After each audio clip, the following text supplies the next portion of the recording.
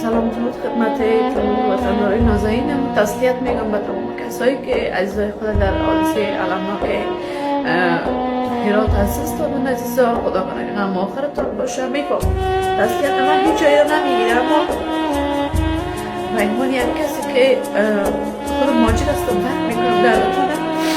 این برنامه تهیه کنم یک ویدیوی کوتاه داشته باشم براتون تسلیت بگویم و انشالله خداوند صبر جمیلتان کنم برای فامیلایی که عزیزای خود از دست دادن.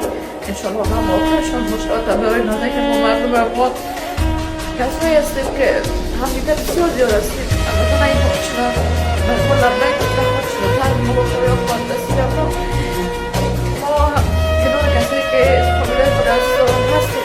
دوستان خودم که یک ماجر هستم و یک کسی هستم واقعا حس میکنم نام و فامیل ما هستم.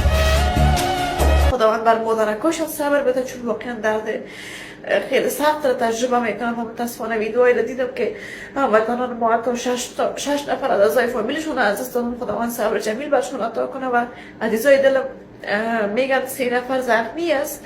خداوند 3 نفر انشالله شفای عاجل نصیب کنه، زندگی دوباره ببخشه برای فامیلشون بر اونا. و نمی‌فهمم واقعا چی بگویم. فقط طبقا میتونم بگویم که واقعا بسیار زیاد دردناک است.